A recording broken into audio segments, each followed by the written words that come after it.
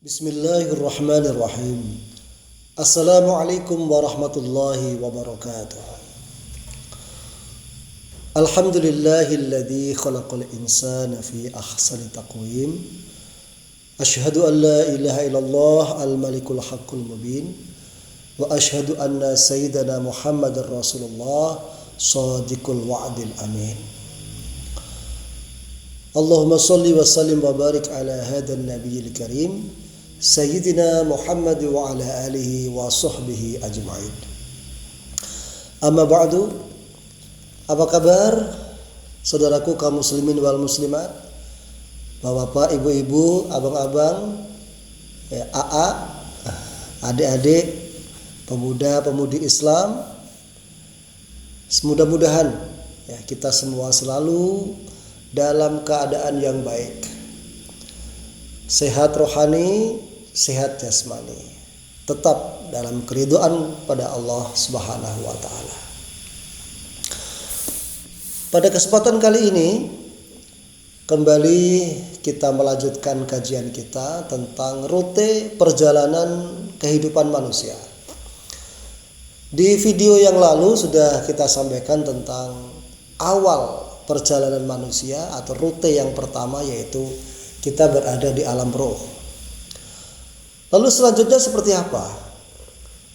Maka alam yang akan dialami oleh manusia setelah berada di alam roh itu adalah alam kandungan atau janin.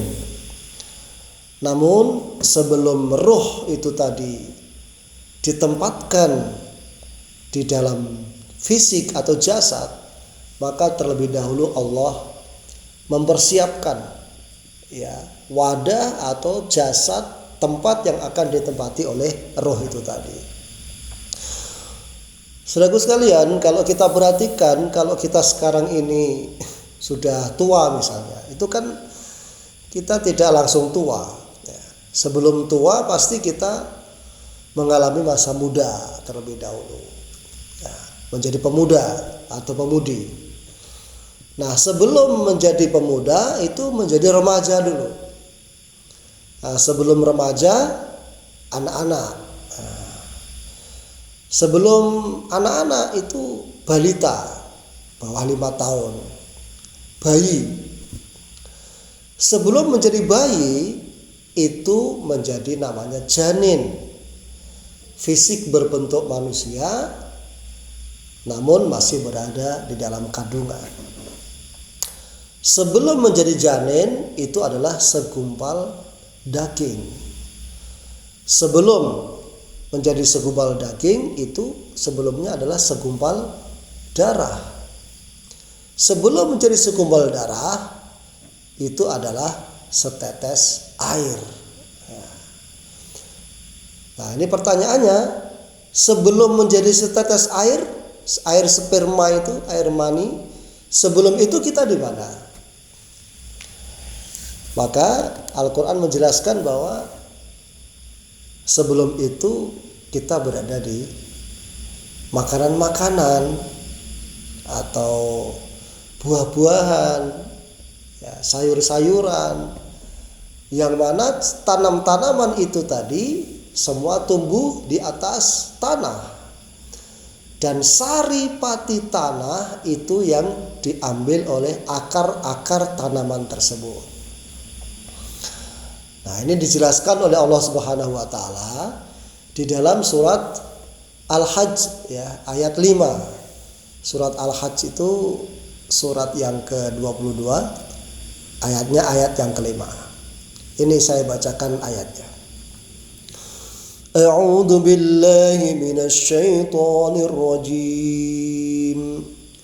Ya ayyuhan nasu in kuntum fi raibin minal ba'tsi fa inna khalaqnakum min turab. فإنا خلقناكم من تراب ثم من نطفة ثم من علقة ثم من مضغة مخلقة وغير مخلقة لنبين لكم ونقر في الأرحام ما نشاء إلى أجل مسمى ثم نخرجكم طفلا ثم لتبلغوا أشدكم ومنكم من يتوفى ومنكم من يرد إلى أرذل العمر لكي لا يعلم من بعد علم شيئا وترى الأرض هامدة فإذا أنزلنا عليها الماء اهتزت وربت وأنبتت من كل زوج بهيج. Surat Al-Hajj ayat yang kelima. Di situ Allah jelaskan bahwasanya pertama manusia itu diciptakan min turab. Fa inna khalaqnakum min turab. Sesungguhnya kami telah menciptakan kalian itu dari tanah. Yang pertama pemahamannya diciptakan dari tanah ini adalah Nabi Adam alaihissalam, yang memang beliau diciptakan Allah dari tanah liat yang dibentuk. Lalu kemudian dengan kalimat Allah kun fayakun. Jadi Nabi Adam itu tidak melalui proses kehamilan, tidak melalui proses seperti manusia yang lainnya. Kemudian pemahaman yang kedua, walaupun bukan Nabi Adam, pada dasarnya semua manusia itu dari saripati tanah. Nah itu saripati tanah yang diserap oleh akar-akar tumbuhan. Lalu kemudian tumbuhan itu mengeluarkan buahnya. Ada makanan pokok berupa padi, ya, mungkin ada sagu dan sebagainya. Ada mungkin di tempat yang lain itu kurma dan seterusnya. Ada juga sayur-sayuran, ada juga minuman. Itu semuanya dimakan, dikonsumsi oleh orang tua kita, oleh ibu bapak kita, khususnya oleh ayah kita. Maka kemudian saripati makanan itu tadi, ya sebagiannya menjadi tulang, menjadi daging, menjadi darah dan sebagainya. Lalu sebagiannya itu ada yang tersimpan, ya ada tersimpan menjadi sperma atau menjadi mani, sesuatu yang terpancarkan itu. Nah, ketika sperma itu kemudian membuahi indung telur dari seorang wanita, maka terjadilah proses kehamilan itu. Jadi ada sebuah tahapan kehidupan di dalam perut seorang wanita yang begitu ajaib, yang begitu luar biasa proses tersebut. Suatu yang sangat sulit sebenarnya, tetapi terlihat mudah dengan kekuasaan Allah Subhanahu wa taala. Itulah makanya tadi di ayat ini, ya ayuhan nas, wahai manusia, in kuntum fi raibim minal ba'ts, jika kalian itu merasa ragu dengan kehidupan setelah kematian, maka perhatikan dari mana kamu diciptakan. Ada proses yang terjadi di alam kandungan itu, yang proses itu sebenarnya sangat sulit di dalam pemikiran, di dalam jangkauan kita sebagai manusia, tetapi terlihat mudah dalam kekuasaan Allah. Setiap hari kita melihat bayi-bayi yang lahir dengan begitu mudahnya, padahal prosesnya itu menjadi sangat sulit. Oleh karena itu tidak mustahil dan sangat mudah bagi Allah kalau hanya sekedar menghidupkan orang yang sudah mati. Nah, gitu. Kalau kita perhatikan, ya misalnya kita kasih contoh, ada sperma, ada kita manusia. Kita lihat sperma, kita lihat kita. Ini adalah suatu jarak yang sangat jauh. Satu jarak yang sangat jauh. Kok bisa ya setetes air seperti itu menjadi kita? Ini kalau kita tidak mengetahui prosesnya, ini akan terlihat mustahil. .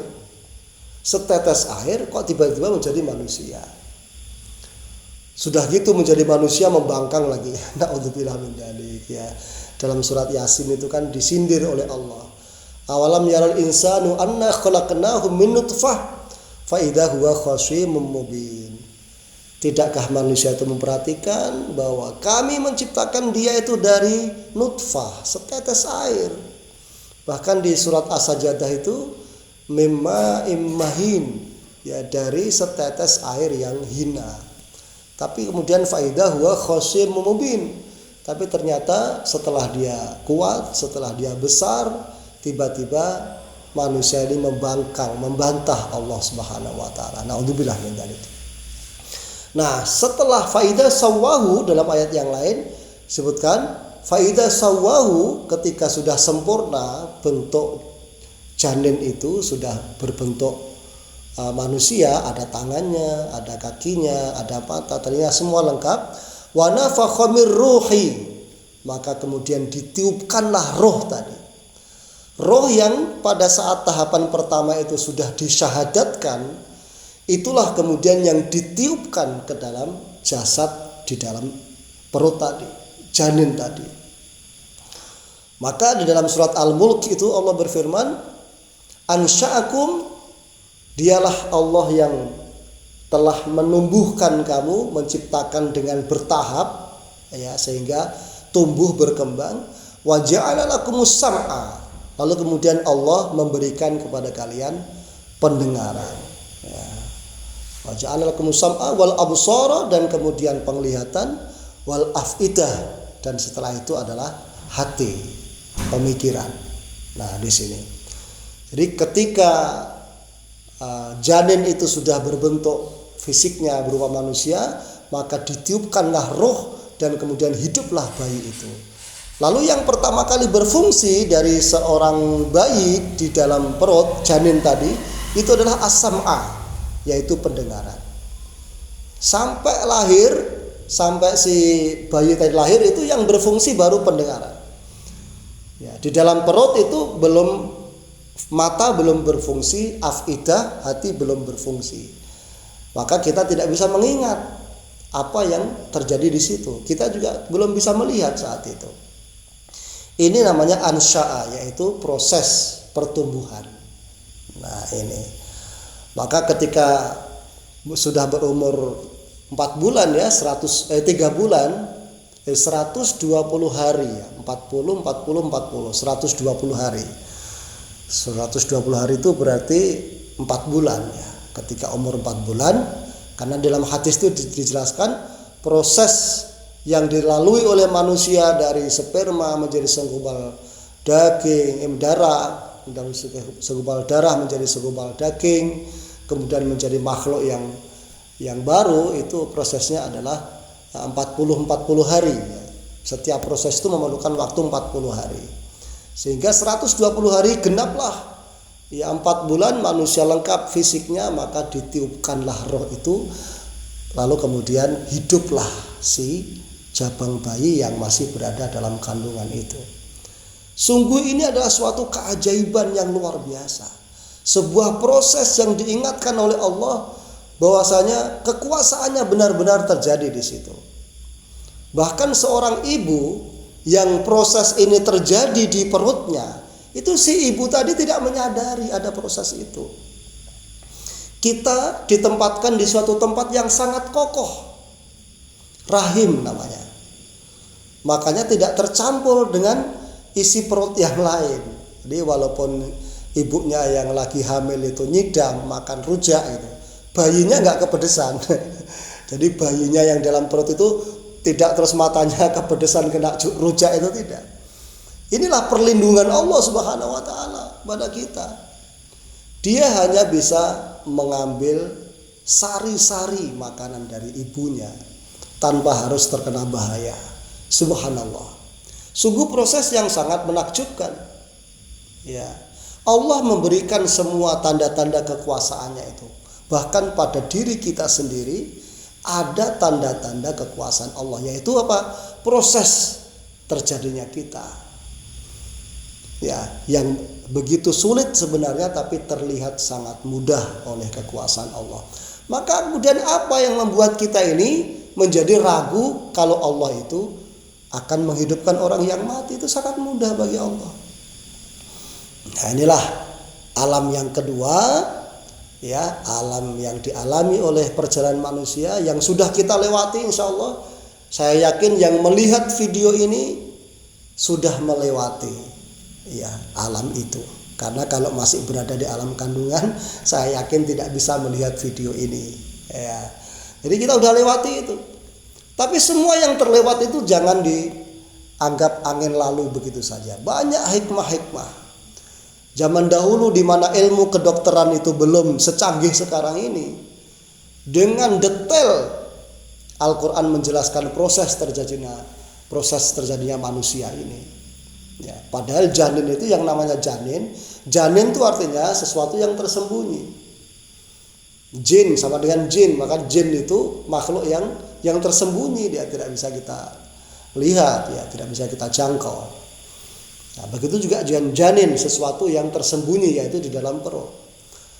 Oleh karena ini terjadi pada kita, maka Al-Quran memberikan informasi sebagai bentuk kebesaran dan sebagai bentuk kenyataan dari mukjizat dan wahyu dari Allah SWT.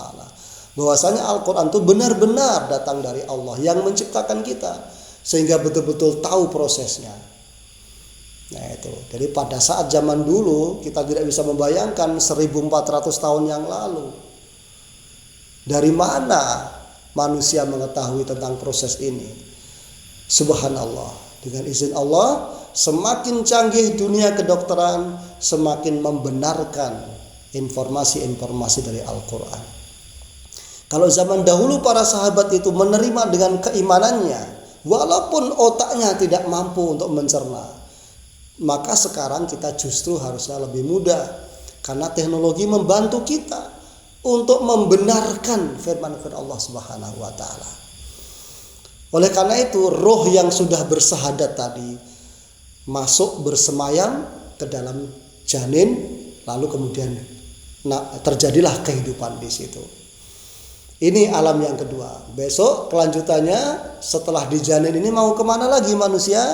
Insya Allah dalam video yang berikutnya akan kita ulas. Mudah-mudahan tidak bosan, ya saudara-saudaraku semuanya, untuk selalu mengikuti video-video yang kami berikan. Mudah-mudahan bermanfaat. Terima kasih atas segala perhatian, mohon maaf atas segala kekurangan. Wal afu minkum, wallahul muwafiq ila aqwamit thoriq. Assalamualaikum warahmatullahi wabarakatuh.